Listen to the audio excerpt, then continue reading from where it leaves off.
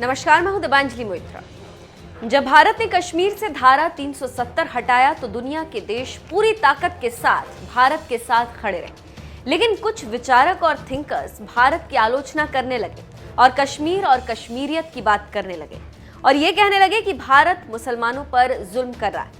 उन्हीं में से एक नाम था इल्हान उमर का, जो अमेरिकी डेमोक्रेटिक पार्टी की सांसद है, जिनका रुख हमेशा से भारत के खिलाफ रहा है और पाकिस्तान समर्थक माना जाता है। उसी कड़ी में पाकिस्तान के समर्थन में अमेरिकी सांसद ने पाकिस्तान के कब्जे वाले कश्मीर का दौरा किया, जिसको लेकर भारत ने उसकी कड़ी आलोचना की।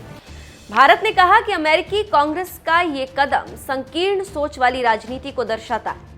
अब वहीं इल्हान उमर ने एक बार फिर भारत के खिलाफ जहर उगला और भारत की आलोचना की।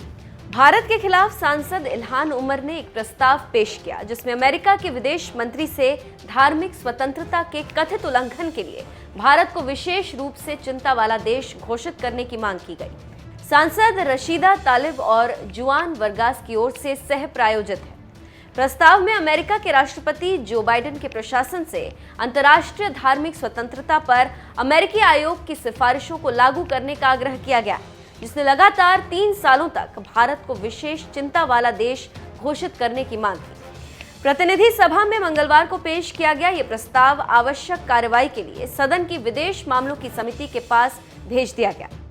प्रस्ताव को लेकर जानकारों की माने तो सांसद उमर के बदले वाले रुख को देखते हुए प्रस्ताव के पारित होने की उम्मीद नहीं। यहाँ पर जानकारी देते चले कि उमर का प्रस्ताव भारत में कथित मानवाधिकारों के उल्लंघन और अंतर्राष्ट्रीय धार्मिक स्वतंत्रता के उल्लंघन की निंदा करता है, जिसमें मुसलमानों, ईसाइयों, सिखों, दलितों, आदिवासियों और अन्य धार्मिक एवं सांस्कृतिक अल्पसंख्यकों को टारगेट करना शामिल है।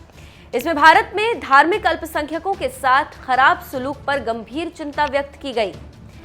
इससे पहले भारत ने धार्मिक स्वतंत्रता पर अमेरिकी विदेश मंत्रालय की रिपोर्ट में उसकी आलोचना को खारिज करते हुए कहा था कि ये दुर्भाग्यपूर्ण है कि अंतर्राष्ट्रीय संबंधों में भी वोट बैंक की राजनीति की जा रही। जानकारी देते चले कि पिछले महीने से भारत में कुछ ज्यादा ही हिंदू मुसलमान हो रहा, क्योंकि पहले ज्ञानवापी, फिर पैगंबर विवाद, जिसके बाद एशिया में हलचल मच गई और आखिरकार खाड़ी देशों के सामने भारत को झुकना पड़ा और नुपुर को पार्टी से निकालने के बाद बीजेपी ने बड़ा प्रस्ताव दिया, जिसमें कहा गया कि बीजेपी किसी भी धार्मिक समुदाय से नफरत नहीं करती और हर धर्म की इज्जत करती और भारत में हर धर्म फलता फूलता है।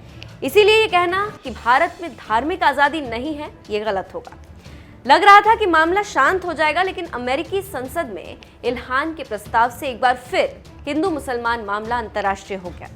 इस प्रस्ताव को लेकर विदेश मंत्रालय के प्रवक्ता अरिंदम बागची ने कहा है कि भारत पर यह रिपोर्ट पूरी तरह से पक्षतापूर्ण है। तो आप समझ सकते हैं कि एक बार फिर इल्हान ने भारत की छवि को धूमिल करने की कोशिश की। इसके साथ ही साथ पाकिस्तान भारत को बदनाम करने की पूरी कोशिश कर रहा है, लेकिन इसमें कामयाबी उसे कम ही मिली।